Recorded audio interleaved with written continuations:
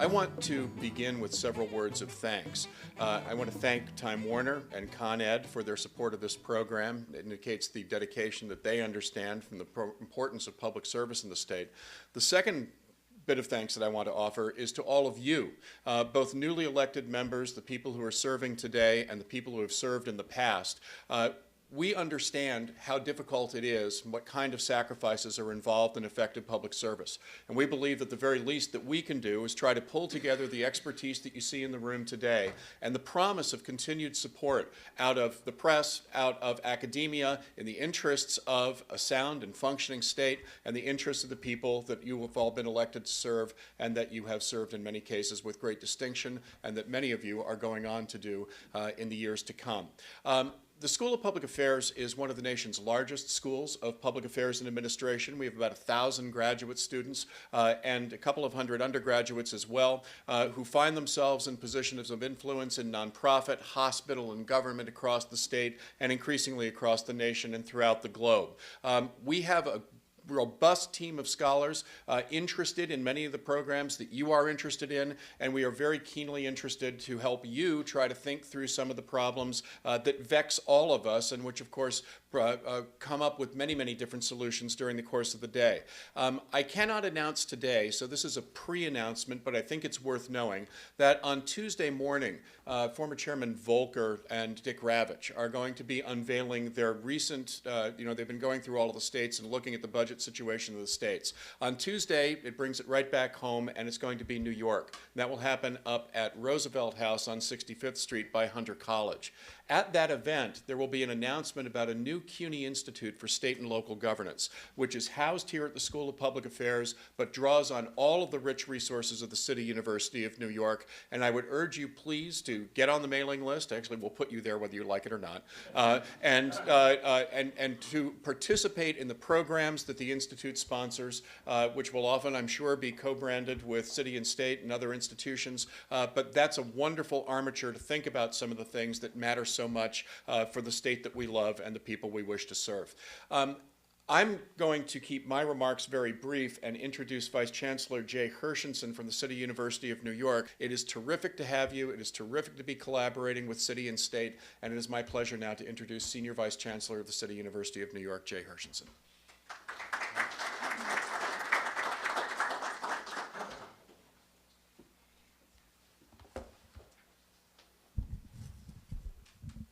Good morning to everyone. I want to start by asking for a round of applause to Dean David Birdsell, who is showing such tremendous. David has really taken the School of Public Affairs, which began as the brainchild of our Chancellor, Matthew Goldstein, when he was president here at Baruch, and has just exploded in terms of its reputation and in terms of its programs and in terms of how it's so highly regarded and respected, not only in the world of public affairs, but in the world of universities. And we're just so proud to have David and his colleagues and the great faculty and staff here from the school. And I want to thank the major sponsors of this event, City and State. You know, I guess many years ago, I'm trying to think if there were any parallels. I do remember Empire State Report tried to, cover the waterfront, right? Some of you recall Empire State Report, but City and State has pioneered covering the state and the city, and of course, in many ways, how the feds impact on us all, and they're really doing such an incredible job. And we have together co-sponsored many events that are public affairs events and are written up with great integrity and great comprehensiveness. And Time Warner Cable, who we just partnered with at that incredible STEM conference with U.S. News & World Report just 10 days ago, a standing room only conference that was pretty much all day.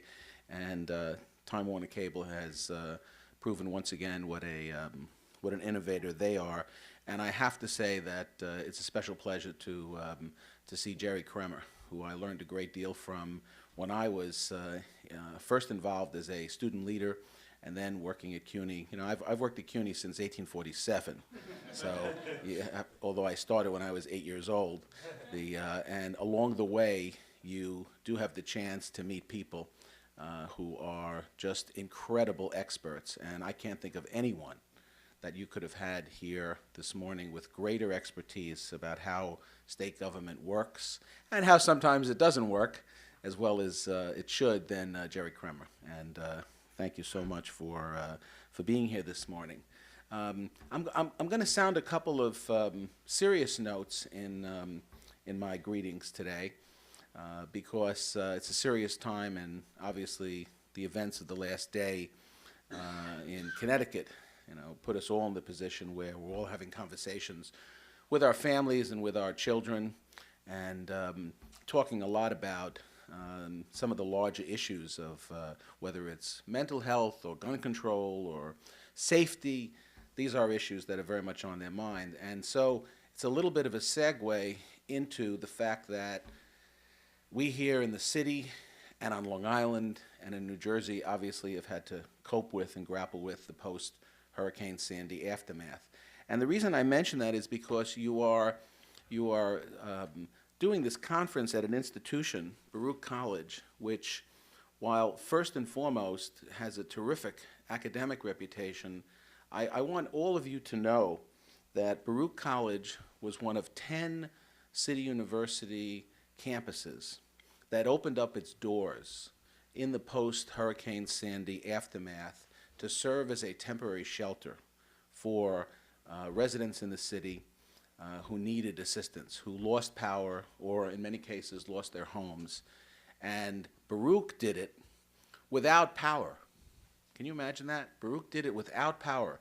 They had some emergency generator that was small that they used, and all during the post-aftermath, the aftermath of Hurricane Sandy, for the 2.5, 3 weeks, whatever the time period was, the Baruch hosted people in their gym and using other facilities, and the 10 CUNY colleges as a whole served between 35% and 40% of all of the residents of the city who needed help and who needed temporary shelter during that period. Really astonishing.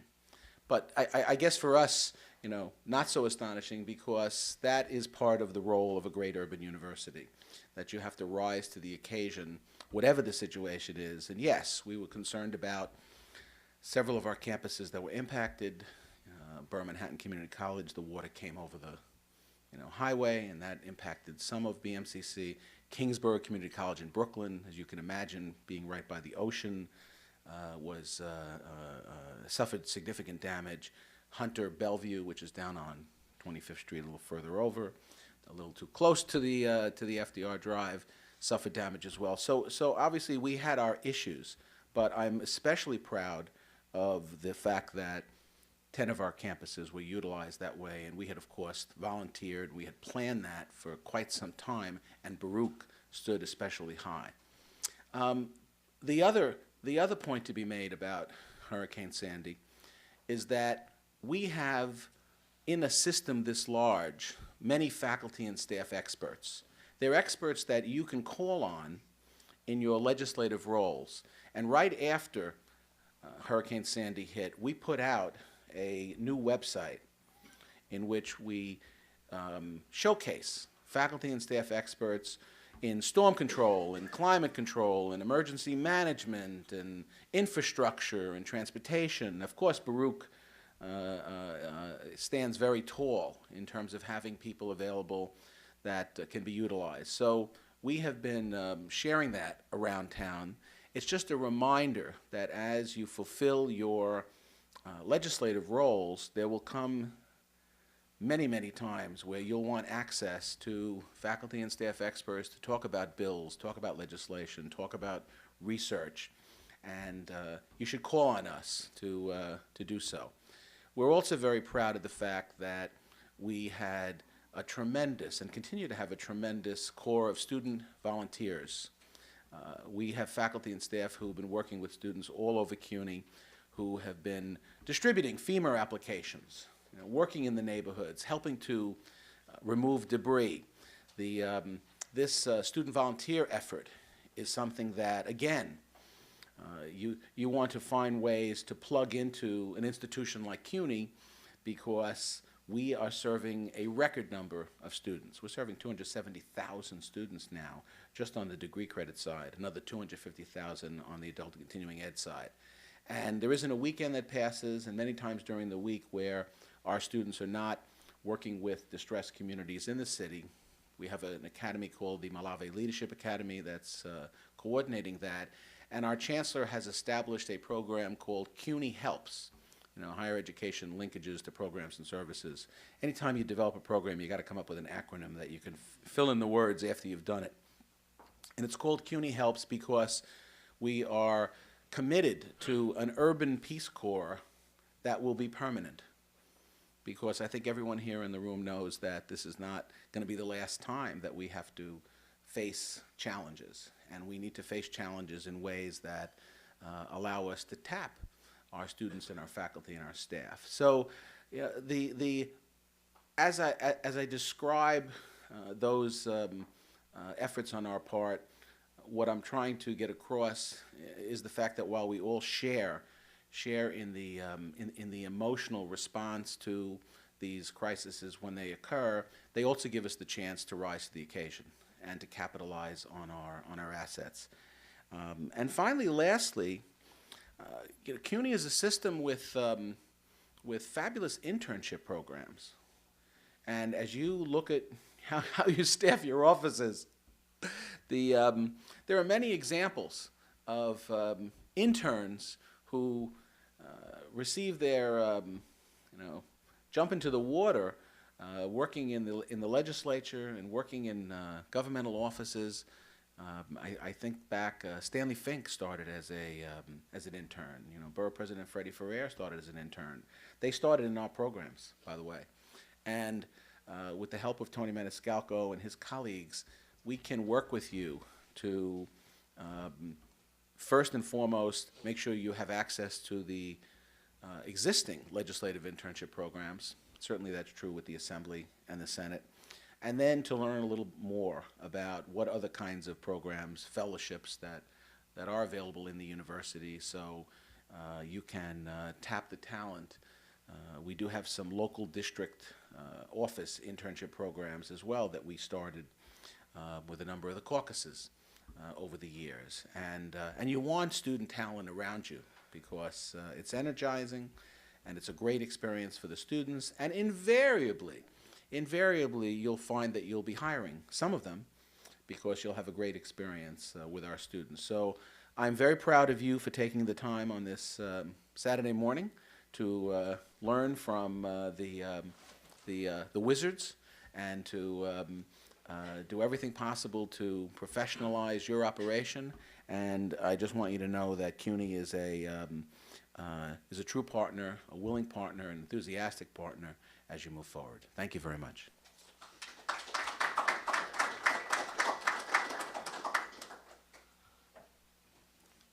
Good morning, everyone. I'm Morgan Peckman. I'm the editor-in-chief of City and State. On behalf of City and State, I'd like to thank Jay Hershenson, Chancellor Goldstein, Dean Birdsall, and the Baruch School of Public Affairs, which is just an incredible institution. I really urge you, if you're not familiar with it, to become acquainted with it because so one of our new assembly members is a graduate of the Baruch School, and it's really a place of tremendous learning, not just from an academic standpoint. I was a professor at St. John's University myself for 6 years, and I know how academia can oftentimes seem distant from the experiences of legislators like yourself. But the Baruch School, I admire it so much because it's so hands-on, and really the faculty are representative people who have gone through government and really understand it in a profound way. And so this is a tremendously valuable resource, and we're so pleased at City and State to be able to partner with Baruch and with CUNY. If you're not familiar with City and State newspaper, we are the only statewide newspaper that writes exclusively about city and state politics. We are also the only publication that is directly mailed to every single member of the legislature. And so in a way, we are kind of the publication that brings all of you together. And we take that responsibility very seriously. We find that we shouldn't just throw stones being in the media, but we can play a constructive role in trying to improve city government and state government. And that's why we hold these tremendous events that Andrew Holt, our Director of Marketing and Events, puts together. We have very substantive policy discussions. Just recently, we did a tremendous event on energy here that Jerry Kremer participated in. So we try to have policy discussions that are not from the ivory tower, but are really appropriate for and educative for you and for people who are in the know. I mean, our readers are not just the general public, but for the most part, we are an insider's publication trying to provide information that is truly useful for you. Earlier this year, we did 2 candidate colleges, one in Manhattan and one in Buffalo, because we thought that one of the best ways that we could help our democracy flourish was to teach people how to run for office, how to run campaigns with both technical knowledge, but also ones that would be ethical, and campaigns that would help build our democracy. And that was very successful. We had great turnouts both in Manhattan and in Buffalo.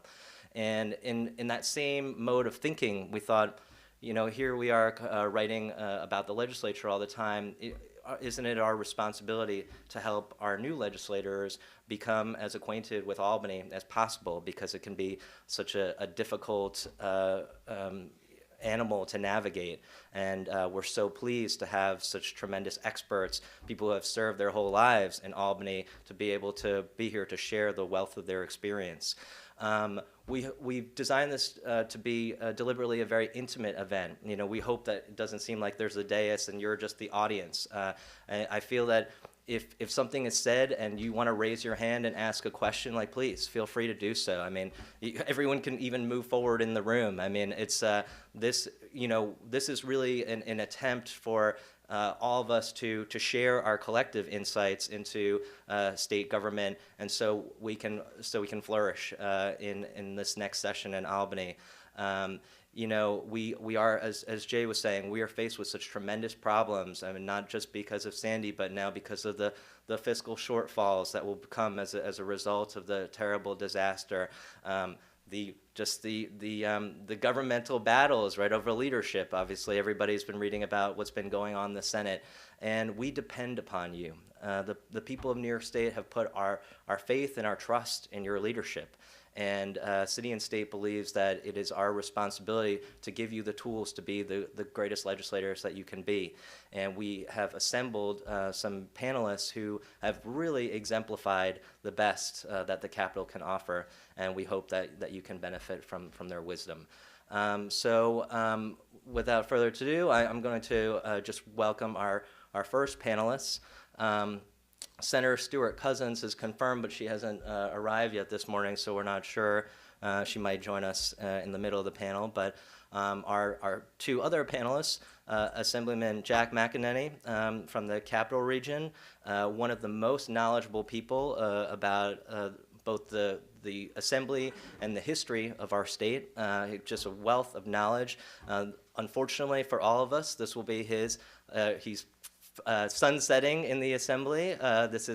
He's just finishing up his last session, so many of you will not have the great privilege of serving with him, but we will be fortunate to have his insights today. And a former Assemblyman, Jerry Kremer, who represented Long Island. He was the chair of the Assembly Ways and Means Committee, and as Jay said, just an absolute giant of the Assembly. And so this first panel is about life in the legislature. So they'll be speaking about their experiences in Albany, everything from how you set up your office to where is a good restaurant to how you can deal with your spouses and not wind up divorced. So, yeah, it gives me great pleasure to introduce these 2 great legislators. And please, you know, feel free to engage in this discussion. I mean, this is, you know, as you can see, it's only us in this room. So there's no, you know, we are all here working together for your benefit. So thank you very much.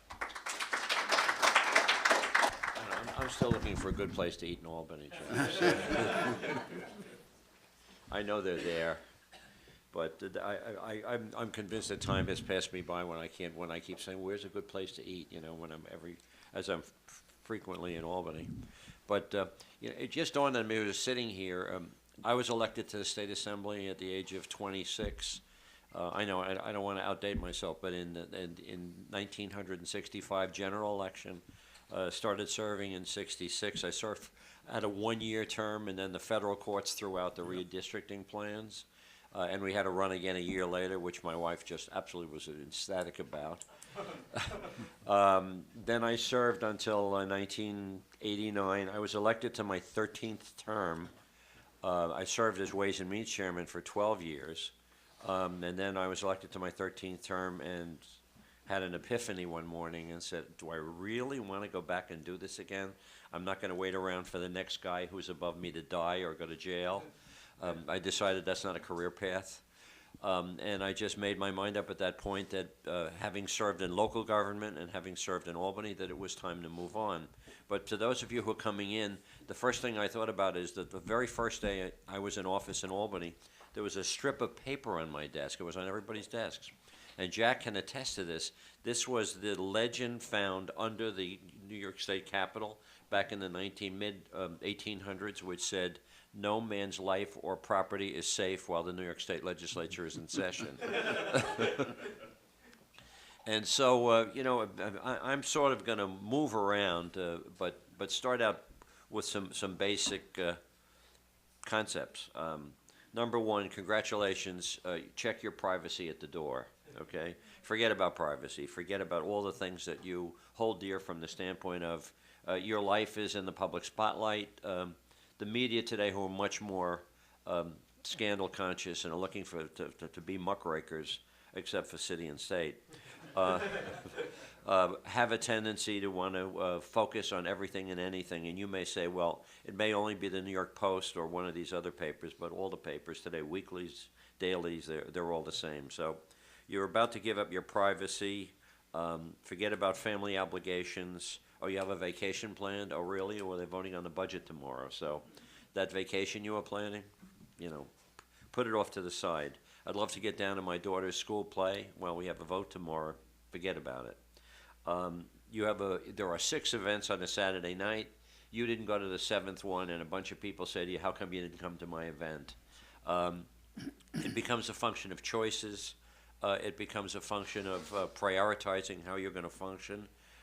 It becomes really a function of how you work your way into the process.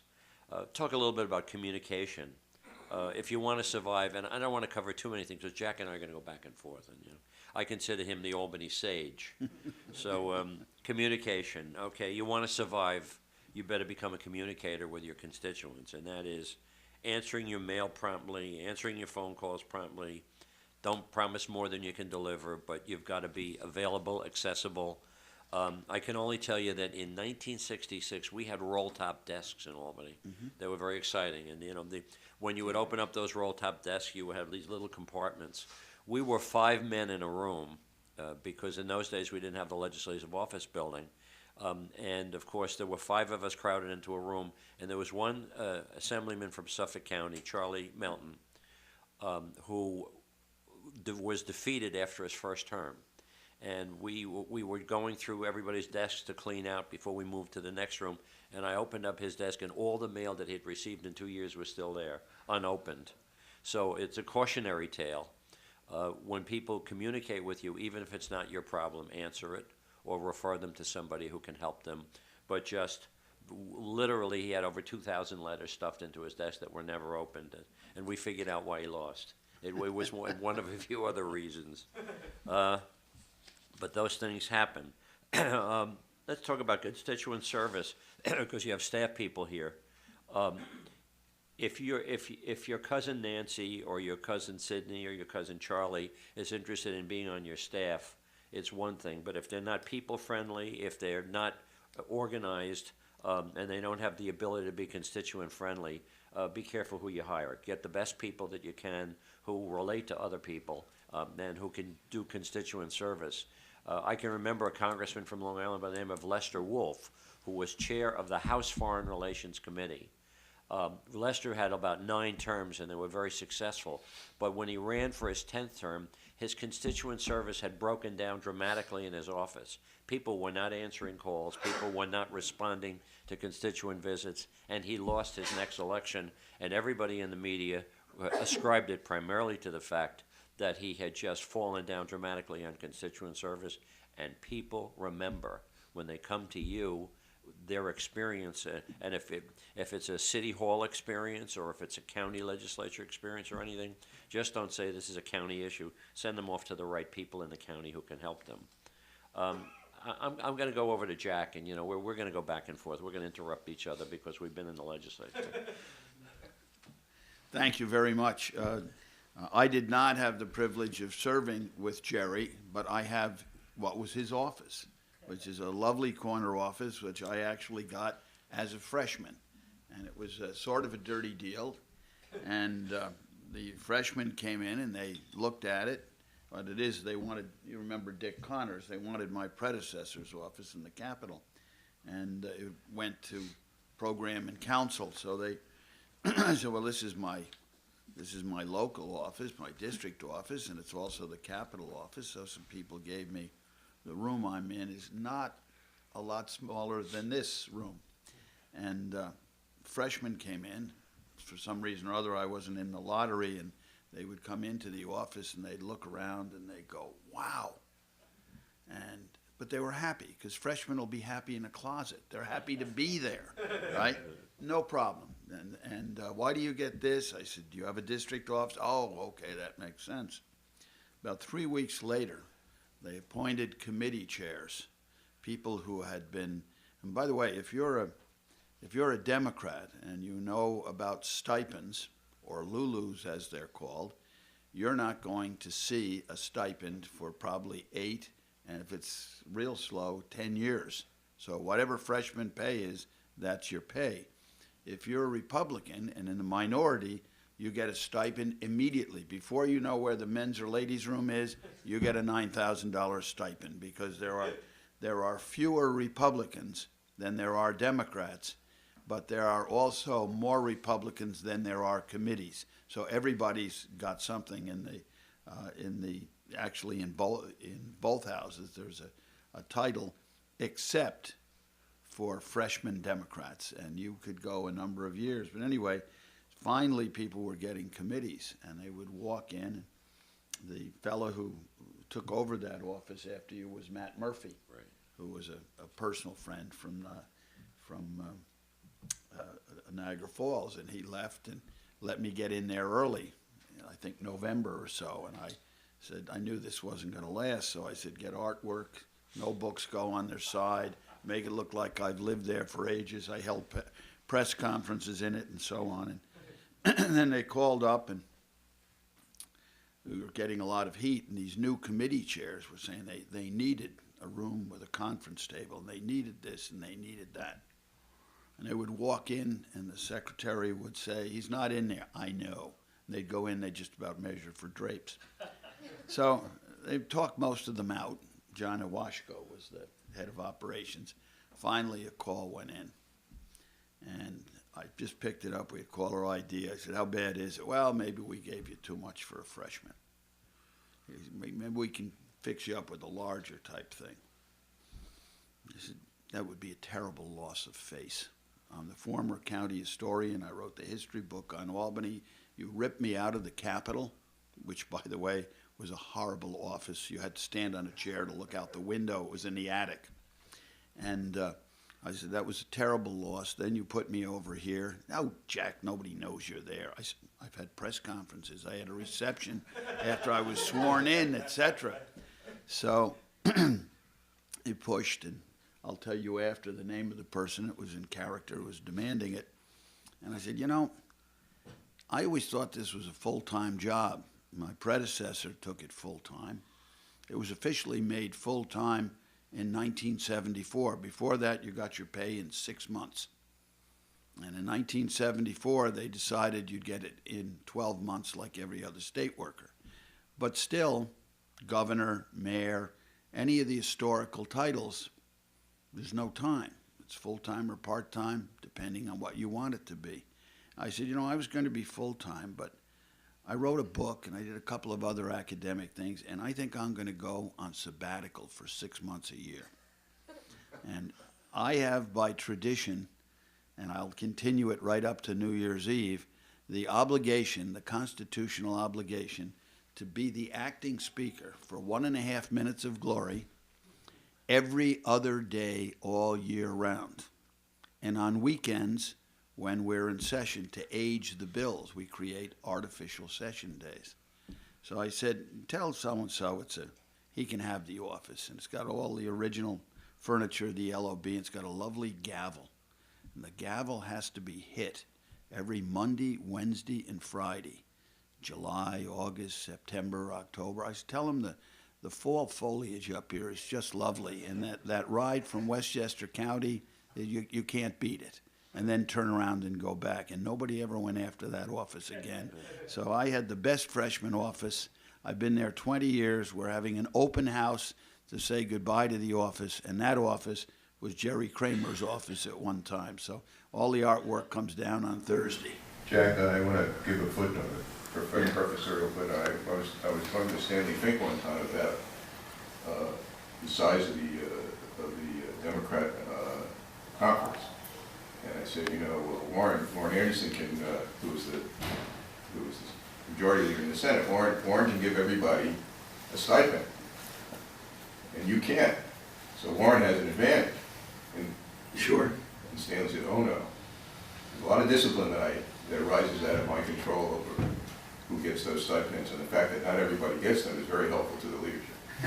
I think they all get them in the Senate now. The only senator I ever knew. In perspective, I had it completely wrong. Yeah, the only senator I ever knew who didn't have a stipend was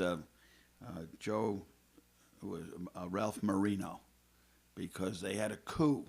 They came in right around Thanksgiving time, and Ralph was no longer the head of the Senate majority. And he came back for, a few weeks. He never got any committee, and then he resigned.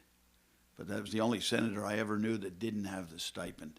My predecessor, Dick Connors, who was elected to the office at like age 64 and was there for 16 years, would publicly turn down his stipend every year. And when he'd run for office, that was a big deal. Stipends and legislative pay are very, very hot, controversial issues, and they hit all the emotional things. I wanted to mention a few things, but then the office, you'll find a great variety of offices. And I'm going to say this on the office. I worked for Mayor Corning, who was 42 years the mayor of Albany. When I became a department head, I was his youngest department head, and when he died, I was the longest tenured, and I planned his funeral. I was very close to Corning for the dozen years that I was there. And Corning had a magnificent office, and it worked. It intimidated people. So do something with your office that says something about you. Have things from your district that are attractive. It's easy to do. Show pride in your office. Show pride in the title. And when people go, they should feel they're going into someplace very special that represents them, whether they're in Long Island or the city, whether they're in the Adirondacks or Western New York. It should be something where the pride of that community is in that office.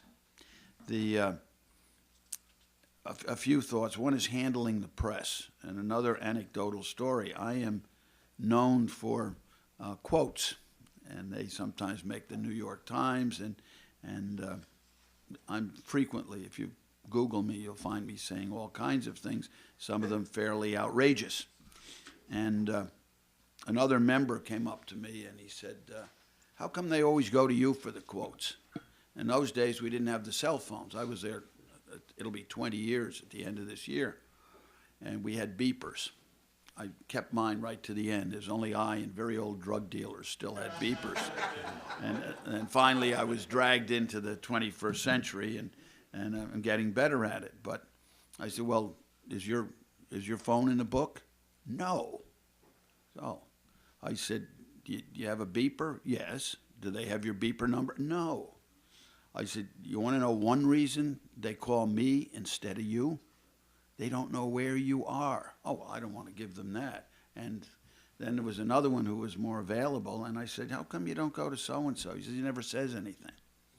So accessibility to the press is very, very important. You want to be very selective in this cell phone age, however, because that can drive you nuts. And you're a generation that's into texting. The texting and the phones have destroyed a great deal of the camaraderie. Before, you would sit next to your seatmate, and the seatmate, if you were a freshman, would mentor you, and I mentored many of them. What's a good seat? What's a bad seat? Generally speaking, if you can get to an aisle, it's much better, because you can bring a folding chair down during session, and you can have significant visitors or staff there with you. If you have a debate, they're right next to you, and they're not shouting over one or two people to get to you. But that usually means that in the middle are people that don't have the seniority to get to the aisle. And there was a lot of mentoring and conversations that went on. We also had a dinner hour, and that too was a source of a mixed group of old war horses and the newbies getting together. Sometimes it'd be bipartisan, and there'd be friendly humor and war stories of elections past and so on and so forth. Now I do notice that people will sit at their seat, and depending whether they've got the pad or the phone, they'll be into everything from the stock market to the ball game and all of the many different blogs. And they never talk to that person next to them. One of the things you should make a resolution to do is get to know people. Find people that you've got something in common with, whatever it is, because they don't teach you. They don't bring you into classes once a week, tell you what you did wrong, tell you what's going to come up next. You will go in as a group to the conference, and the conference will be wonderfully candid, and you'll like it. But nobody gives you that kind of hands-on, you're the freshman, this is what you need. Learn to get to know your fellow members. I remember the Republicans that were elected when I was elected, I'm a Democrat, had a class of about 8, and it was a redistricting year, 93, election of 92. And they rented a bus, and the bus started on Long Island, and it went all the way out almost to Buffalo, and they went to every one of their districts. There's only one person left, Bob Oakes, who's, I think, number 2 in seniority now. But the way those people, you were in that class, yes? That you were on the bus? Yeah, of course, now you're over in the other house. Generally speaking, our Republicans look forward to moving to the Senate to get into the majority. And when you first start, you don't know any senators. And if you're a Democrat, by the time you're there a few years, you do know Republican senators because they were your classmates or they were serving here. I'm going to say just a few things, then open it up for questions and let Jerry comment. Do band together. Do be social. Never lie to anyone. Never lie once to anyone, because it doesn't matter how truthful you are after that. No one will believe you. And that includes your constituents, and it includes the press. Don't talk too much unless you've got something to say. And when you've got something to say, you will be able to hear a pin drop, because nobody knows you, and they're going to judge you. So make sure it's good. I went 2 months before I spoke on the floor, and the first speech was on the death penalty. And everybody turned around. They wanted to see what the new guy was like. Be accessible all the time. Learn to speak constantly. You know how to become a good public speaker? Give a few bad speeches. You'll never make the same mistakes twice. And I would go out and give a talk. I can give talks all day on local history, for example. Some people, what'd you go there for? Only 15 people showed up. There'll be somebody in the back of the room who comes up after, tells you a story that goes in your mind, and more times than not, they will talk about a state agency that's doing a lousy job, how they were disappointed on your vote on this, that, or the other thing, or they'll have a real good idea. It is very intimidating to go into a government office if that's not where you're coming from. On the other hand, to go to your local bazaar or parade or whatever, and to talk to somebody, that's where you get the truth. I used to shop, I still shop with my wife, and she was very well instructed that once they started to talk to me, keep moving with the cart, and I'm not going to introduce you, or we're not going to get out of here. And the amount of work that's conducted in the grocery store is extraordinary. Don't take the elevator down to the parking level. Take the elevator to the first level, walk all the way around in the concourse, take that elevator. You'll be surprised the people you'll see. People from the governor's office, people from both houses. You got to get your family on board. It's awful to have your family resentful, left behind, and neglected. One of the new members has little kids, John McDonald, former mayor of Cohoes. And he said, you know, the kids aren't really comfortable with it because Daddy has always been mayor, and they're going to give that up. So we did a special tour on a Friday, and I showed them, a couple of them are real young, grade school. I showed them the carved monsters and all the things. I said, I get to go to work in the castle every day. Gives them a whole different, it gives them an involvement. And I involve your family. Get them up there to Albany. And if you want, I'll give them the VIP tour. You're human beings. You'll find, by the way, that praise is very common. I remember I was in office, I think, 2 weeks, and I went to a retirement dinner. And I have a decent sense of humor. And I made some comment, flip comment. And everybody at the table laughed uproariously. It wasn't that funny, but the assemblyman said it. It's not you, it's the title. And some people are very much influenced by that title. Don't get sucked into it.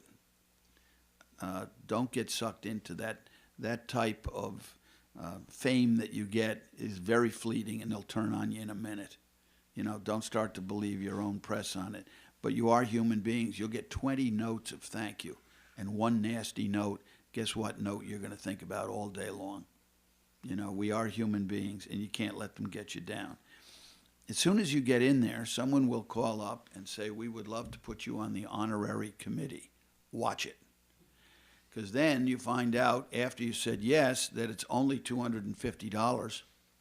And then finally, when you start going broke, you'll say to whoever it is that, and you are so right, you're only as good as the person who answers the phone. If you have a grump answering the phone, I don't care how qualified they are, that's you speaking. So get somebody who's personable. If they can't spell, you can fake it. But if they're rude to people, they do irreparable damage. The next one on the honorary committee is, well, he doesn't take it if there's any. Oh, okay, well, there's no charge for this. Okay, then you find out you have to sell 10 tickets, $250. So watch honorary committees. Share with your family. Break down the stereotypes of New York, the misunderstanding of who a legislator is, whether they're honest or crooked. Get some numbers and some statistics, and I think you'll find the vast majority of them are very admirable, hardworking people. And I'll answer that into greater detail if there's a question. The number of upstaters who have never been to New York City and are scared of it is unbelievable. The fact that Staten Island is like Latham, a suburb of Albany, they have no idea of that. They're convinced everyone either lives in a brownstone or public high-rises. The number of downstaters who have never been in the Adirondacks and yet govern the Adirondacks is extraordinary. Where are the most expensive schools in New York State? Public schools? They're in the Adirondacks. When there's only 2 kids left for a kindergarten, there's no economy of scale. And they are the most expensive schools, so not just for the busing, but there's no economy of scale on it. So those are a number of things. Those roll tops, I work for the city of Albany. I bought them at public bid, and the city of Albany has the roll tops. Would you look for one of my old pairs of glasses? They're still in there. Let me supplement it. Let me talk to you about Tuesdays. That's one of the most horrific days of your legislative week because that's constituent day. And that's the day when hundreds and hundreds of buses arrive in Albany with your constituents and your non-constituents, all anxious to see an elected official, a legislator. It's a day when you will find that you have 18 appointments in the course of a day because there are 18 groups from your district who want to come see you. And perish the thought that you didn't allow one or two groups not to come to see you when they've traveled, almost 200 miles one way to get to, your district, or your upstate office. Try to schedule as well as you can. Try to see as many people as you can. Try to fit in whoever you can, and be prepared for visitors who will come in from your district who are unannounced. But your existence, your bread and butter existence, are the relationships that you build back in your district, and they will come. And you'll get the college students from your district who will come to see you about college aid, and you're going to get the housing constituents, and you're going to get the choice constituents and the anti-choice constituents, and you're going to get the labor groups, but they're all coming. And you have to budget your time accordingly, give them a certain amount of time. Don't be reluctant after about X number of minutes, and you'll get a sense of what that is, to say, I appreciate your visit. I'm glad we can spend some time together. If there's literature outside and everything, you can prepare some packages. I used to sponsor school groups who would come up from time to time during the course of the year. I can only tell you that about 2 years ago, I had to take one of my older daughters to an emergency room in California, and the doctor said to me, "Your name's familiar." And then I started telling him where I was. He said, "I visited you when I was in the 6th grade in Albany, and you sent me a letter, you sent me a photo." He said, "and I still have it among my keepsakes from my days in school." So, you never know what relationships you build up. There are Assembly and Senate photographers. Don't be reluctant to take advantage of that particular service. If you have a constituent who you'd like to have a photo with that you're going to send back to your local weekly newspaper or some community paper in your district. But definitely take advantage of Tuesdays. It is a burden and it's a benefit. You really get to see a lot of people from your district who you will never ordinarily see in the course of business, but unquestionably take advantage of Tuesdays. Everybody calls it Tuesdays are the Tuesdays from hell. But the fact of the matter is we survive them. We get over them. You'll find that Monday and Wednesday are much more livable when you're a member of the legislature. But Tuesdays, be prepared for Tuesdays. It's a day like no other day. Phil Boyle, who's been in the Assembly, can appreciate it. It's very funny when you were talking about moving over to the Senate. It only applies to one person in this room. The late Stanley Fink used to have an expression that when someone moved from the Assembly over to the Senate, the IQ in both houses went up. So we're still thinking about that one, but it was unquestionably a classic. Let's talk about committee meetings. Those of you who are as you come into these new jobs, they're going to ask you what committees you're interested. In many instances, they're going to ask you not what committees you are. They're just going to assign them. If you're assigned to a committee, whether you may not particularly like that committee, you just better go to those meetings because your attendance is a matter of public record. So don't be in a position where 2 years later you run for re-election and you find out that one of the criticisms is that you were a member of the Small Business Committee and you only went to 2 out of about 16 meetings. Once you sign on for it, then go for it and be a part of it. But committees are very important to you. Try to seek out committee. If you have an area of interest right now, pursue that area of interest. It's nice to be a generalist in life, but the fact of the matter is when you get to Albany, sooner or later you've got to pick subjects that may be particular interest to you, and it gives you an opportunity to be a contributor to that subject area. I used to go to, I went to all the budget hearings when I was on Ways and Means, and that generally was about 26 of them. But the fact of the matter is when I was a member before I was on Ways and Means, if I was interested in the criminal code or if I was interested in prisons or hospitals, I would sit in at the budget hearing that pertained to that subject matter. Use it as an opportunity to get information. We'll talk about it later when Dick Ravitch is here, but those budget hearings, we bring the heads of the agencies in before the Ways and Means Committee, and it's really an opportunity to learn something about the agencies. The people on the Ways and Means panel are loaded up with a lot of questions prepared by staff, and these are good, solid questions. You'll learn about how state programs are being implemented. You'll learn about how state programs are not being implemented. You learn whether or not certain agencies are doing some of the things that you would expect of them. If you're very big on motor vehicles or you're big on other types of agencies, it's great to sit in at a particular budget hearing just to listen to the subject matter, to the Q&A, and see what you can pick. As a member, you're invited, as Jack can tell, you're invited to sit up on the platform with all the other members of the committee, even though you are not a member of the committee. Take advantage of that invitation, and if not, go see the chair of the committee and invite yourself to sit on there. What that'll do is, I mean, there was nothing more fun for me than being one of the new members of the committee, sort of like the freshman on the Ways and Means Committee, being able to quiz the mayor of New York when they came up there in January to talk about state assistance for the city and a variety of issues. So you get to have a lot of leeway. Let me talk to you about sessions. Obviously, you have a responsibility to attend sessions and keep your attendance up. Let's say you get one of those rare things, which is an evening or a late night session because of some particular emergency. There's a lot less of them today than there used to be. We used to pull what we would call all-nighters frequently during my tenure. But on this question, if you're sitting in the chamber and you're tired, and you're weary and you'd like to close your eyes, don't do it, okay? Go out to a lounge, go out to a room, go out to any place. If you need to take a nap, don't do it in the Assembly or Senate chamber, because 2 years later there's going to be a picture of you in your opponent's brochure of you having one good solid series of Z's while everybody else is working in the chamber. I found out what my major assignment was when I was chairman of Ways and Means, to go out on the floor at 2 o'clock in the morning. Your job was to be the only person in the chamber who was awake.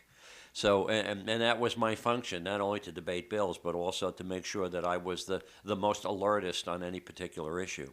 But don't ever fall asleep in the chamber and close your eyes. You're going to hear about it sometime later in your career. Albany was once a time when there were things like elevator operators, a lot of people in the garages, a lot more people, in public service. But get to know people around you. Get to know the people in the assembly library, okay? Mm-hmm. They're a fount of all information sometimes, aside from the fact that you want to go in there and get some research done or want to do some writing. It's really a great opportunity to be around people who always know what's going on. My favorite story about people working in the Capitol, and it's going to show up in a book in February, is that I was pushing hard to become chairman of Ways and Means, and there was a vacancy. And I went down to Florida to meet the speaker on his vacation, and he wouldn't commit. Then I met him in New York in his apartment, and he wouldn't commit. Then I talked to all the people around him, and nobody would commit. So on the fateful day when committee assignments are made, I drove into the garage, and the chief garage attendant, I was on my way to my spot, he said, "No, you have to go upstairs, Mr. Kremer. You're chairman of Ways and Means." So the answer is, you don't always get a straight answer from the people in leadership, but if you're friendly with a librarian, you're going to find out whether there's really a session tomorrow. You're going to find out how long the legislature is going to be in recess, and you're going to learn a lot of other critical things. If you have writing skills, if you can write a couple of paragraphs, you can do things. One of the things that I know distinguished myself from my delegation from Long Island is because I had worked for weekly papers. I used to write my own press releases, okay? I would put together the guts of those press releases, and I would send them down every day to some newspaper in my district. I always had a head start over a lot of my colleagues in publicizing myself. You should seize every opportunity you can to do the same. While you're in Albany, there's no disconnect between you and your district. So the fact of the matter is, you should take opportunities to send releases, to send statements down to your weekly newspapers, to the various papers in your district. Don't miss the opportunity to publicize yourself. This is a business where the pressure's on you 365 days a year to perform. And if you have an opportunity to perform a little bit better than the next guy, it's going to be remembered. People are very funny. They will see, "Oh, I saw your name in the paper. Oh, I like what you're doing." Jack and I, of course, have experienced the newsletter thing. Take advantage of them. Don't be lazy. If you get a certain number of newsletters a year, make sure you send them out. Make sure that they have content in them. There's plenty of professional help in Albany to make sure that these newsletters, are reflective of you. Those pictures that you took with your constituents on a Tuesday can wind up in your newsletter. So it's a great opportunity for the people at home when they get a mailing to see that you've, been, proactive. I guess at this, I don't know, we'll throw it open, Jack. You want to add some stuff? Mentioned, get to know Wayne Jackson. Right. Wayne Jackson is the Chief Sergeant at Arms. He's been there nearly 30 years, and he's a very colorful, amiable, likable person. He keeps his mouth shut on a lot of things, but he knows everything, and he's been there a long time, and he loves to mentor new people. He's really good. Now, one thing on newspapers, this is a generation where everybody reads everything online, and nobody reads newspapers, and the statistics on the number of daily newspapers that are printed every day keep dropping. If you've got, and we have we have five channels in Albany for local channels, and you talk to somebody and say, nobody reads newspapers anymore, and if I can get on TV, and I can get on TV, but if you've got a difficult area and you want to break it, go to a newspaper, don't go to the television. Television is the original amateur hour in some cases. There are people who are stressed to have maybe 8 minutes of news in a half an hour. The rest is sports, weather, and commercials. And you will have if you have a complicated issue and you explain it well, almost in an academic sense, the little buzz that you may get, the quote you may get, and the face recognition may be the least important thing, or it may be out of context. So what you do, when that question is asked, who reads newspapers, every news director of every TV and radio station reads newspapers. Before they have that cup of coffee in the morning, it goes on top of a newspaper. And that's where they get their assignments. So it's very important that you use the newspapers, and they will give you so many column inches. If you have a weekly newspaper, they give you a ton of press. The more complicated the issue, the more you want to go to a newspaper. Beware of the soundbite on the TV station. We can talk about going on bills another time. Don't put your name on every bill because you're flattered they're going to make you a co-sponsor or something. We should talk about that. You can get yourself in trouble if you don't know what you're doing. Do use the photographs. People love them. I've had people do the same thing.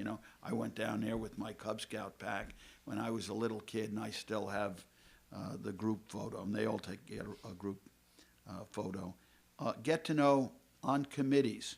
Jerry's absolutely right. You're going to be lobbied by your constituents. That's a good thing. You're also going to be lobbied heavily because you're on such and such a committee, and you'll get a statewide group come in, and you say, what are you coming to me? You're on the committee that's going to have to consider this bill. And that's why Ways and Means can be used. You probably won't be able to sit up there for a really important issue, but you can always get in the room and sit in the front row on it. And it's a very, very important thing to be knowledgeable. And let's open it up now. Sure. So often the word lobbyist is used as a pejorative, and deservedly so at times. But can you just talk a little bit about the role of lobbyists play, positive or negative? Well, I think you have to understand, what the lobbyist's assignment is. Of course, their assignment is to convince you that their particular issue that they're there on is important. It's important to you. The value of a lobbyist is, and let me put this: anybody lobbyist who comes to see you, ask them for one thing, and I call the leave behind, and it may be one page. But it will be something that gives you a better explanation of a particular bill. I mean, lobbyists have a function. By and large, lobbyists know that if they've got to be honest with you about their particular subject, because whether they get your vote or not on a particular bill is going to depend on the merits of what they've said. I mean, lobbyists perform, they're demonized in the press, whether it's Washington or Albany or any other place. But the fact of the matter is the lobbyist is hired to give you information about a particular position they'd like you to take. They're very important Because when you think about it, there was a point in time when the average number of bills introduced was about 14,000. Now that's dropped to about 11 or 10. But there is nobody other than, well, when I was chairman of Ways and Means, I think I read almost everything that ever came before the committee. But generally, you don't have that kind of time. There's just too much stuff happening. And so the role a lobbyist perform is that they have a particular issue that they're lobbying on, and it's going to be very helpful to you to at least put the spotlight on it. You can draw your own conclusions. You don't have to agree with them, and you don't have to disagree with them. Accept the information, look it up. If it's something that's of real interest to you, do your own little research and find out what the facts are. But it's important. Lobbyists perform a role. They're there to single out issues that they think are important to you in behalf of their client. You make your own value judgment later on, how relevant it is. The world cannot do without lobbyists. So the idea is they perform an important role. Well, I would agree with all of that. I like lobbyists. I think it's important to have people who are well-versed in very minute areas regarding a bill, that have a stake in the issue. They have a stake in the issue. They're coming in to sell you an idea. One thing to remember, though, I can think of two lobbyists. One's retired now. One guy came in, and it was an insurance bill. He explained it in detail. And I said, "You're right, I'll vote against it." "Oh," he says, "I don't want you to do that." I said, "Why?" He says, "The speaker's going to get mad at you. We don't have enough votes anyway. I just want you to know the issue when it comes up in conference. You just go right along with the rest of them. If we can get enough people to hold this thing or change it, but no, if it comes to the floor, you should vote for it. It's not, you don't want to do that." I thought, there's a guy's looking out for me. The other thing I do with a lobbyist is I say, okay, that sounds very good. Now, who's your opposition, and what's he going to tell me? And a good lobbyist will say, "Oh, so-and-so is representing, and they're going to emphasize this, this, and this." And if I have a question, they will. They'll usually leave something behind. I'll say, "Get me something on that, because I'm not sure how I'm going to vote on that." And a good lobbyist is making his living or her living on trust, your trust. What did I say earlier? Never lie to anyone. If a lobbyist lies once, his capital, his ability to convince legislators, his trust is gone forever, regardless of the merits. So the ones that are always there, they're making a career out of this. They're very reliable. Their firm disciplines them if they're new to make sure that they have a level of trust. Watch out for the out-of-town lobbyist that nobody knows. He comes in with an issue. He can say anything, and you'll never see him again. So beware of strangers for lobbyists that show up. They tend to be very high-priced. Also, very effective lobbyists bring in individuals. They'll bring in the people affected by the bill that hasn't been passed and how the bill will be so much better if it is passed. They bring in constituents, and constituent lobbyists are twice as effective. But they usually have a regular paid lobbyist or a citizen advocate group train them to come in and tell their story. It's a very powerful thing.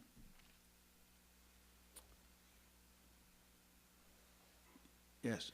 Do you have advice on how to pace your first term in terms of introducing bills, co-sponsoring bills? I mean, do your colleagues embrace the idea that you might come in with some new legislation, or is it generally expected, either in the Assembly or the Senate, that you kind of sit back, learn the ropes? You don't want to sit back too much, and you've got to have some things that you consider important. If you'll get local bills, not so much when you're in the city, but when you're in the upstate areas, the towns always need something in the form of a local bill. I think be very careful with legislation. Most people don't follow your legislative record. They don't understand it. If you've got something that's important, look around and find somebody who has standing. And this is a system, it's complicated, we might as well get into it, of co-sponsoring and multi-sponsoring bills. So, for example, there are people who are experts in a field, and they have power and influence in that field. And I'll give you an example. It's Dick Gottfried. Gottfried has been there longer than anyone. And he's not ancient in age. He just got elected in law school, right, in 1971 or so. He could be a deputy speaker. He could get a better stipend, things. He won't leave the health committee.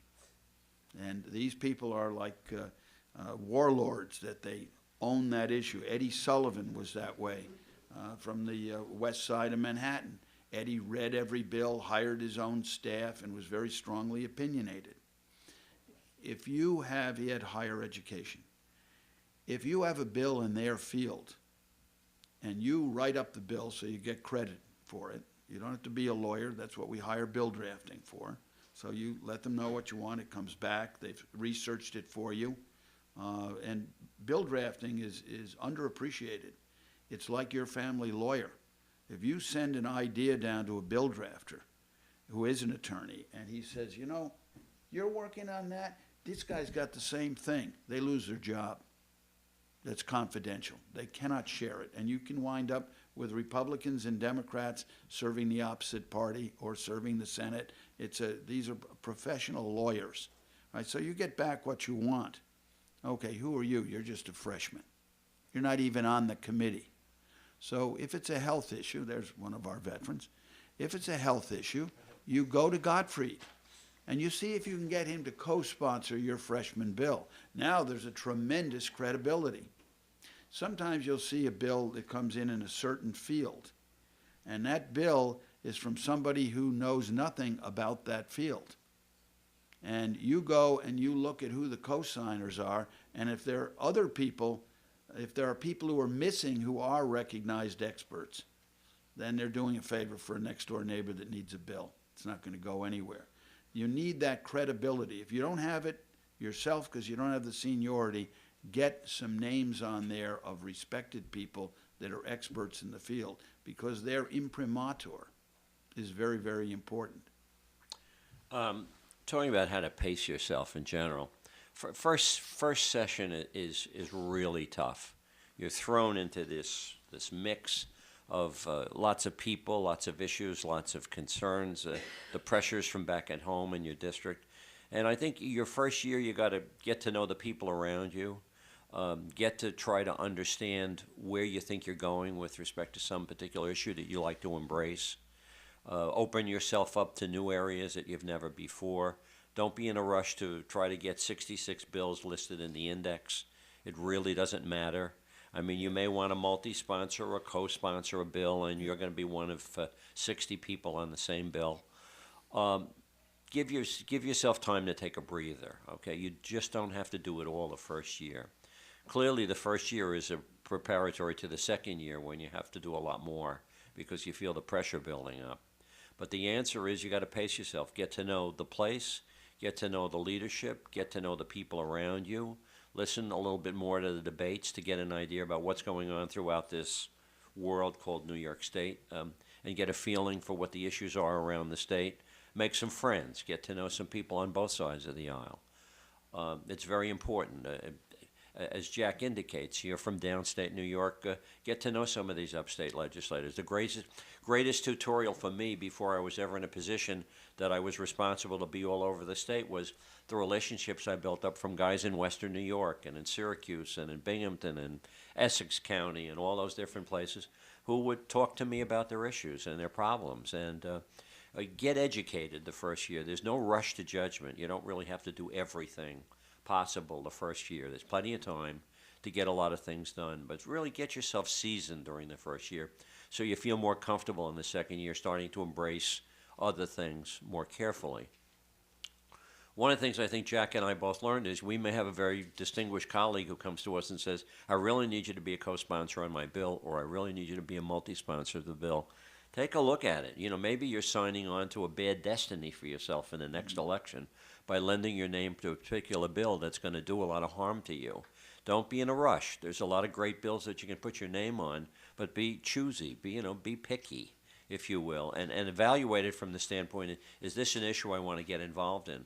If somebody's looking for a co-sponsor and they don't have anybody else who's going to be a co-sponsor, then ask some questions, you know.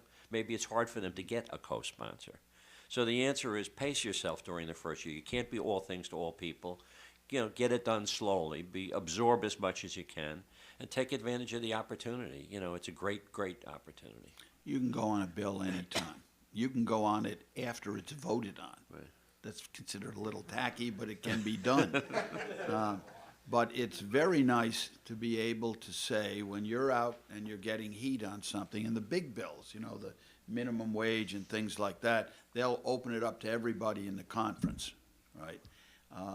But it's nice to be able to say, what about such and such on worker safety? And there's a bill hasn't passed. And you can say, I know, I'm a sponsor of that bill. Well, you might be one of 50 sponsors of that bill, but boy, that sounds good, doesn't it? And you'll find they'll back off immediately. So sponsorship can be powerful. I'm a sponsor of that bill. Why do you think I sponsor that bill? Oh, does the public know a multi-sponsor? They know how many co-sponsors you're allowed? No, they don't. But sponsorship means ownership, and it implies that if the bill is in trouble, you'll speak well of it, either on the floor or to the press or anything else. You're taking ownership for that issue. So be careful about it. Yeah, but Jack, it's useful. I want to chime in on it, and Jack went through it quickly, but don't forget it again. I'm really doing this emphasis. The Legislative Bill Drafting Commission is a nonpartisan group that's there to serve all members. I used to walk in to see my bill drafter with a newspaper clipping that I cut out and said, you know, this is a fascinating subject. I'd like to introduce something that would make it a Class D felony for, you know, such a particular type of thing. Your bill drafter will take that newspaper clipping and then take a look at the penal law and then come back to you, well, it's already in the law, okay? Yeah. Or it's a change that, you know, if you want to consider making. But it's a very important place to go because, you know, while you may be the font of all wisdom, nobody knows how to get a bill drafted better than a bill drafter. Sure. So it's a great, great service that the legislature has had for umpteen years, and it's great for you. It's the electronic age. They'll say, you know, there is a bill like that in Indiana. And, you know, the whole wide world is open. But the great God Google knows everything. So, somewhat technical question, but maybe it has broader implications. The difference between co-sponsoring and multi-sponsoring, talking to different folks always and getting different answers. From your perspective, unknown in the outside world. Just, I would never say I'm a multi-sponsor or a co-sponsor. I'd say, no, I'm one of the sponsors of that bill. And there's supposed to be a rule of so many co-sponsors, which is in bigger print than the multi-sponsors. Nobody ever sees that. so then from the inside world perspective, Every time I hear a rule on it, you know, you can only have 6 co-sponsors, and then a bill comes out with 10 co-sponsors. It's flexible. I don't like the term political science, by the way, because it isn't. You know, every time you make a rule and make it predictable, somebody breaks the rule. My first election was a write-in for the county legislature for a term that got reduced to 1 year because of redistricting. But, you know, as soon as you make a rule, somebody finds a way around it and has to change. It's political art, but that doesn't sound good. It's not really a science, and a lot of these rules are much more flexible than you think. It doesn't make any difference unless you make it a difference. so it doesn't matter if you want that, you know, say that chairman, you know, sponsoring your bill. It doesn't matter whether they're a co-sponsor or multi-sponsor, even in the inside. Well, Albany. the higher the rank of the person to influence people, the more important it is. If you get a committee chair in the area, you try and get them in the co-sponsor, and you control it. You always control the bill. Yeah, no, you would try for a committee chair to be up there. By the time you get to multi-sponsors, they get in alphabetical order half the time. I had a bill on the Erie Canal, and they had, for development of the Erie Canal, when it was taken over by the Thruway Authority, they took the canal that where your boat is today, and that went from Waterford to Tonawanda. But there was good tourism dollars. I wanted it to go from Albany to Buffalo. So I went and got one person from Buffalo, one from Utica, one from Syracuse, one from Rochester. I had Albany, went right across the state, and they were all the co-sponsors. So it didn't look like Jack McEneny had a concern about Albany tourism. And we passed it, and it affected anything for the historical canal. If they were going to have signage or picnic tables or maps, I wanted Albany to Buffalo, as did Buffalo. But we put everybody along the canal, so it didn't look like we were stealing resources from them to put them into these two bookends. Talk about bills that you introduce. You have to be your best advocate when it comes to bills. If you've got a bill that you really think is important, that it's substantive, and maybe it means a lot back in your district for some reason, go to the council to that committee where your bill is in. Let's say you're not a member of that committee. Go to the council of that committee and say, I'd like your comments on my legislation. Maybe council say, you know, it's not bad, but you got to tweak it a little bit. You got to take out that section that you put in there that creates an unintended consequence. But if you've got to be your own best lobbyist when it comes to bills of your own, if you're trying to get something through a committee. If 10 of your best bills are in the Ways and Means Committee because they've been sent there, go see counsel to Ways and Means. Pick your best one or two, if you're lucky enough to have one or two that should come out of that committee. But pick your priorities, too. You have a lot of things you'd like to do, but then toward the end, when you get towards closer to the end of session, you really want to have a couple of things that are your highest priority. It's nice to get the whole moon, but sometimes you have to settle for what's real. Can you also talk about dealing with the other body? Well, you know, the answer is, you know, you have a senator who is your corresponding senator who represents you. And in that particular district, you might have two senators, depending on the layout of the district. Obviously, I always stayed on great terms with my senators. I tried to work with them. I tried to be cooperative with them. Sometimes they'll come to you and they'll say, I've got a bill over in your house, you know, that I'm very interested in. Establish that relationship. It's a very valuable one. One of the biggest benefits you can have sometimes, if you get a senator to sponsor your bill from your district, then you can go put some pressure on your senator, or at least go to them during session and say, if you could pass this bill first, it might be helpful to me, you know, to get it passed in my house. It's a very big deal sometimes. You get a bill passed over in the other house, as much as you'd like to have yours passed first.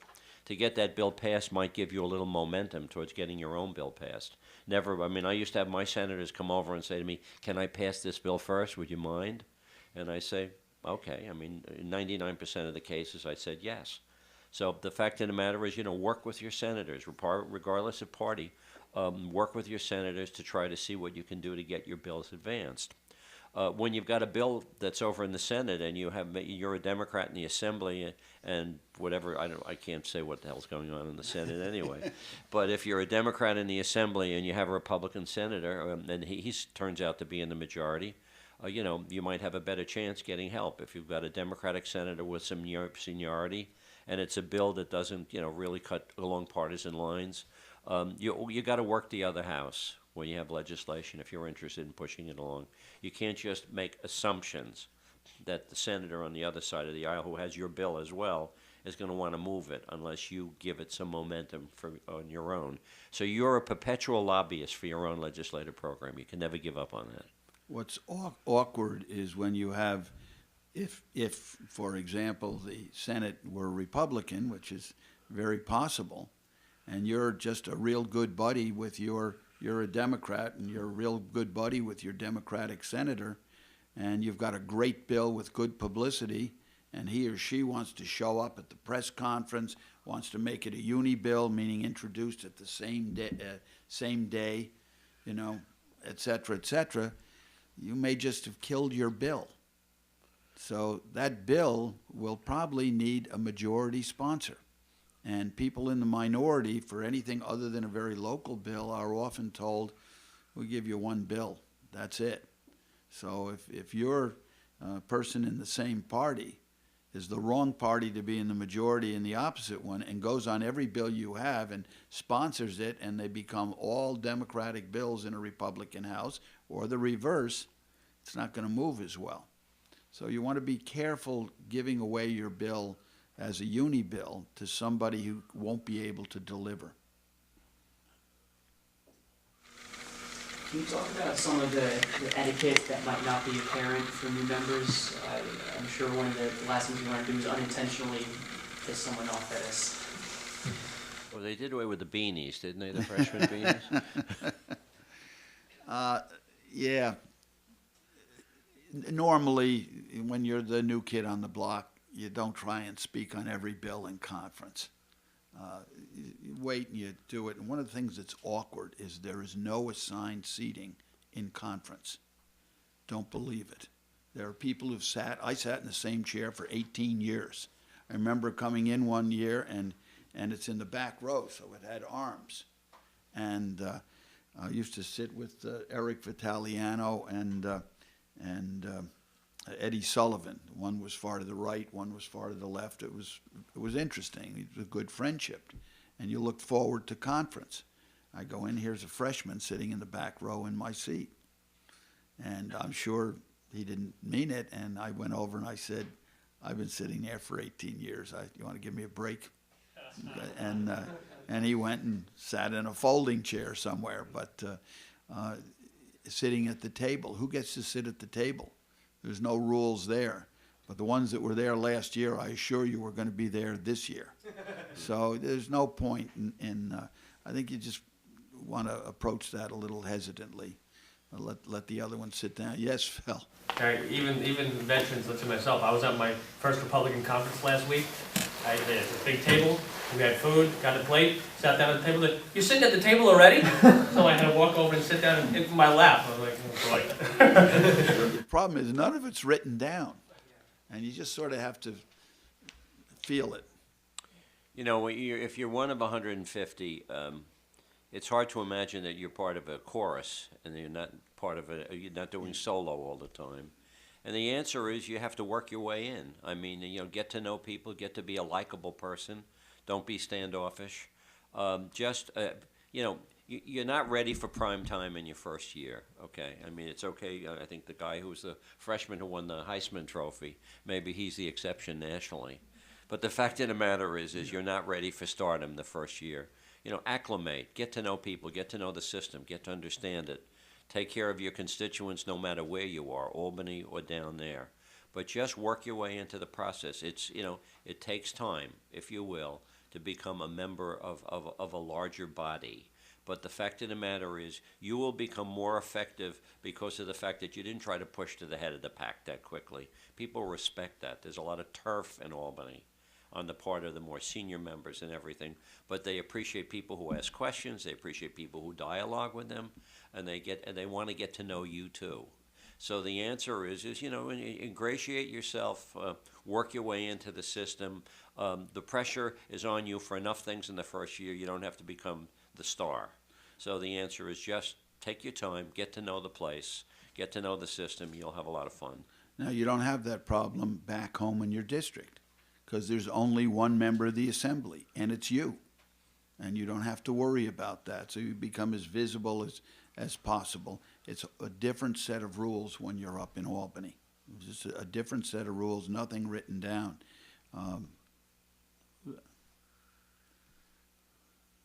Yes? Here in New York City, in this next electoral cycle, it seems like a lot of assembly members are going to be running for city council seats. And when I talk to the assembly members, I ask them, like, you know, what's so bad about being in the assembly that you want to, like, skip out or take a commissionership or something like that? And oftentimes there's this complaint that there's a certain impotency in being in the Democrats conference in the assembly because it's so speaker and leader driven. And so I'm just wondering, how can you play a significant role in being a lowly assembly member in this massive majority? That could also be, Jack, why are you leaving after 20 years? All right? We had some tools that were very useful. I worked full-time, no outside income, right? And we had member items, and then after 2000 or so, we had capital grants. And you were given a sum of money. Now, after 20 years, the last time I had member items, which was the beginning of the Patterson years, I had $250,000. And I could deal with all these not-for-profits. And I remember one just a while ago in my South End, which is a rundown area. And Ron Canestrari and I, we never cared where the line was. If he needed something on his side of the line or vice versa, we did it. And there was a roof that could be repaired. I said, did you get a price? Yeah, it'd be $4,000. They can open up this historic building. It'll be a theater, and they needed an after-school program. Gee, that's tough. Up until when I had the member items, I could say, I'll give you a letter, you've got $5,000, put the roof on it. Most of my member items were $5,000, $4,000, $3,000, but they were the extra hours of a daycare center, after-school programs, senior citizen programs. They're all gone, and they meant a great deal. The capital grants, depending on what you could get away with the Division of Budget, who always wanted them in big numbers so they had less paperwork. The members always wanted them in little numbers so they could do more with the grassroots. Ranged from 50,000 up to usually a $250,000, and you could go in with your partners. They're all gone, and that made a lot of. I remember once there was a Kresge grant. Kresge grants for a home for delinquent kids. Kresge grants, they'll give you a challenge grant, and they'll say you're going to get $5 million if you raise $5 million. If at the end of a set period you have $4,750,000, you get nothing. So it's a very serious competitive grant. Ron Canestrari and I, we went 50-50, and we gave LaSalle School the money then needed to meet the Kresge grant. It was a very important thing. And a bunch of people screw up someplace else with a member item, and the other 95% can't help their people. The loss of member items was difficult. It is, if you're into numbers, if you're going into the Senate, your vote is going to be absolutely critical because you're into a Senate that's essentially 50-50. One or two people defect, that's the end of it. But we have, 107 now or something like that. Obviously, they can let people off. The other thing is, if you're a marginal, the marginals are coddled by both parties, because I'm not a marginal. I mean, I ran against the mayor of Albany. I didn't even get the designation the next year. And they sent somebody that outspent me and got all the endorsements, and I managed to beat him. But do we really care in the big picture? No, it would have been another Democrat. But a marginal is somebody where you'll lose the seat to the party. And marginals will be coddled. They'll be given model press releases on the so-and-so. The Smith bill, expands EPIC for seniors. I remember speaking to Smith, which is a made-up name. I said, what's this for? He said, we just voted on it. Yeah, but I said, what's that? I said, I'm a sponsor of it. There's about 50 sponsors. Well, they recommend that I send this out to my district. It was true, he sponsored it. But these people are coddled, and somebody will come from central staff on a tough bill, and they'll say, you don't have to vote with us on that. So they can be one of the 10 independent Democrats that voted against the herd. That's very annoying, because you're pressured to vote on it because you have a, quote, safe seat. That doesn't mean safe for you. That means safe for the party. And sometimes you have to stand up on those. Morgan, of course, I think if the majority of the people who leave Albany to go to city council, it's a lifestyle decision. Okay, I want to be closer to home. I've got young kids. The travel and the travel, really starts to get wearing on you.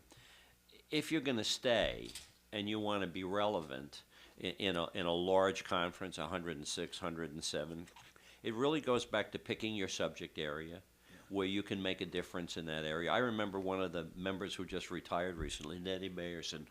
She had her own women's issues.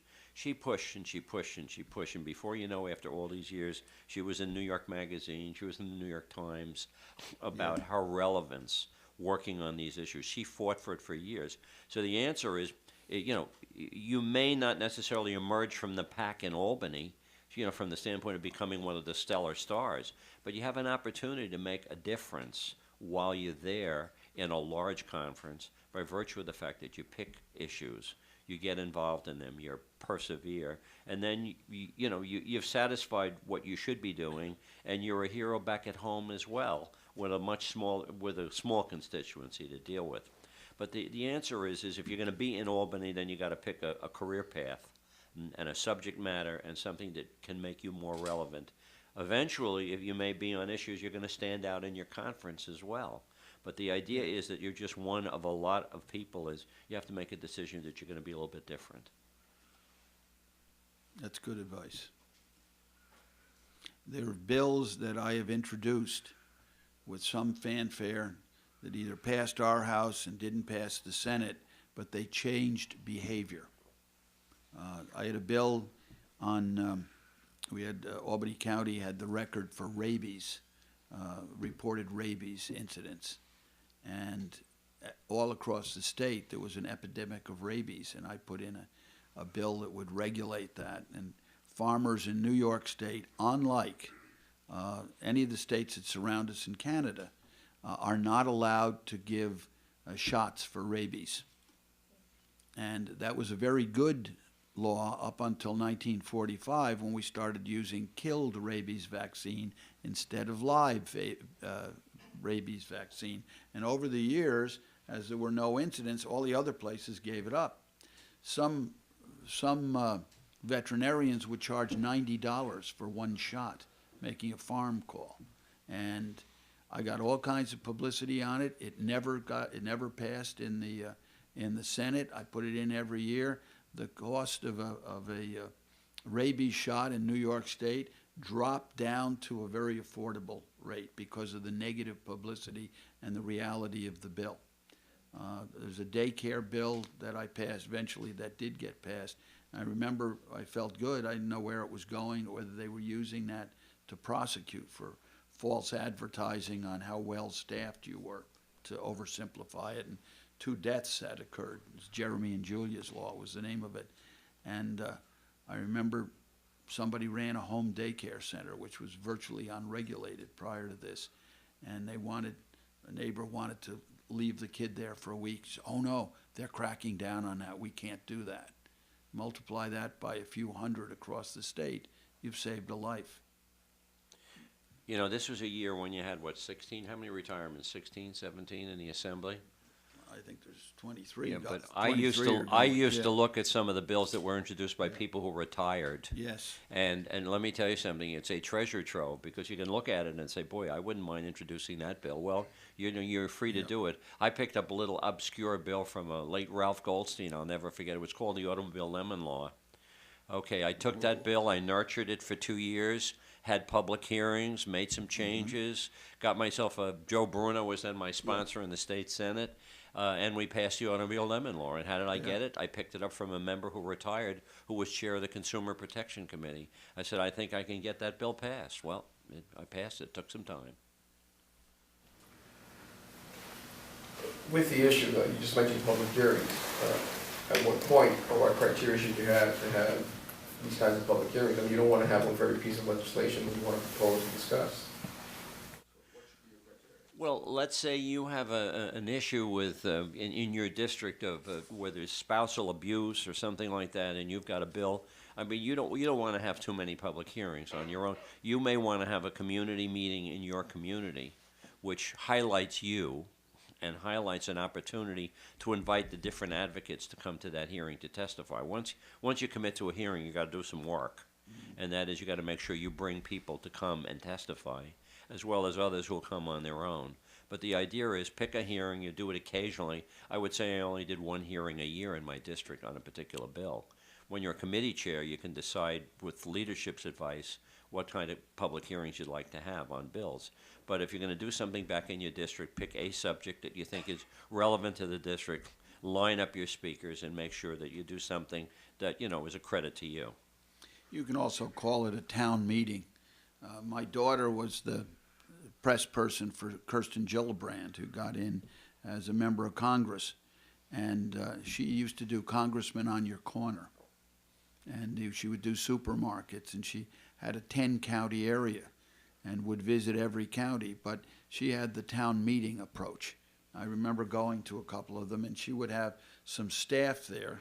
And just being there and listening meant so much. So you could have a town meeting, and you could, I know some people have town meetings on the budget every year.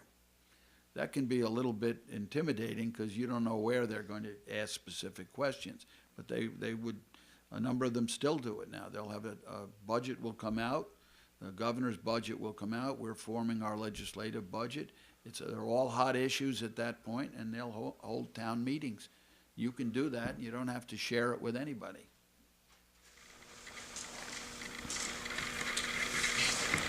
How important is it to master the parliamentary procedure and the assembly? Is it very complex in the legislature? Is that part of mastering your role? Not really, but if you sort of stay and watch it and don't go into it right away,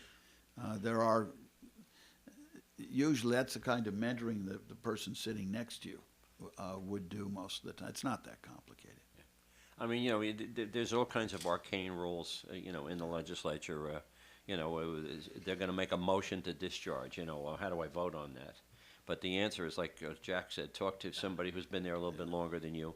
It's, you know, you just sit there and it happens and you start to absorb it. But don't start reading the assembly rules unless you have absolutely nothing else to do.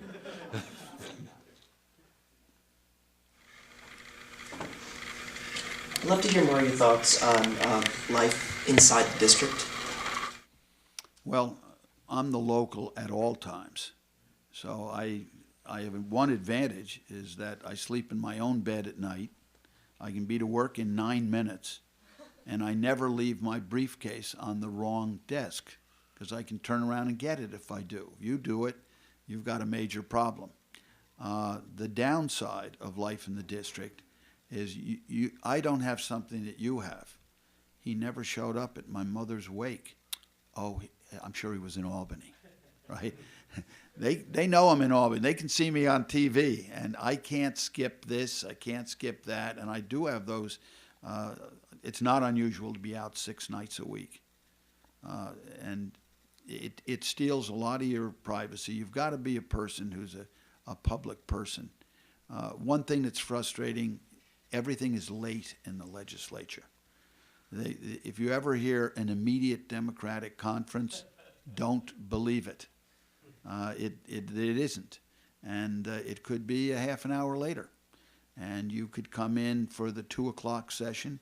This is how you tell the freshmen they're sitting in their seat. And somewhere around 3 o'clock, the session begins. And you make a commitment that somebody's up from the district and you're going to introduce them on the floor, which is a real big deal. And then you go back and get their picture.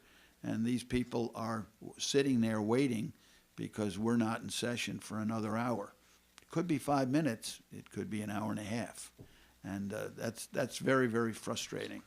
But I never escape it because I can't, because I'm always there. Right now I have 4 very rural towns in the mountains and 2 suburban towns in uptown Albany. So that was always challenging because you had competing interests. Yeah, you know, life in the district is hard. The expectation of you are extremely high. You're expected to be at a lot of things. Yep. Eventually, you're going to pick and choose because you're going to get to know, you know, what the most important events are and where you should go. And if you've got a staff person who works in your district office, it may be that's a B-level event. Send the staff person. Yes. Don't send yourself. Believe me, I used to get to know every staffer, and I used to say to myself, you know, maybe my senators are smarter than me. They're sending the staff people, and I'm there personally. But, you know, you're going to get to pick and choose. But, you know, you're the most important person in that district. When you go to a restaurant with your family and you just happen to walk over to another table and say hello to some people, the people at the other table are insulted that you didn't come by their table. I met a woman only like 6 years ago who said to me, how come you didn't come over and say hello? I said, I haven't been your assemblyman for 15 years. So the answer is the burden is unending. But, you know, you just you have to go with the flow. It's a lot of responsibility. One of the plus sides is you can get a restaurant reservation as a rule, you know, which somebody can't always get. But the fact of the matter is you're on call all the time, and you have to get used to it. Yeah, and also then there's the family concern. You go over just to say hello, and the guy says, let me just talk to you for a minute. And your significant other is sitting there all alone, can't order because you're not there because this person has your elbow. And it's that can be frustrating too. You never get away from it. You also, you have a lot of time to travel, and you can do a lot in the car, and don't get caught on your cell phone. It's very embarrassing. But actually, you can do a lot on a phone going back and forth. But make sure you do it the right way and not the illegal way. I think on that note, we're going to take a break for some coffee, and then we have the next budget panel coming up in about 15, 20 minutes. Yeah, I'm going to disappear around 12 or 12:10 because I have an event in the district tonight.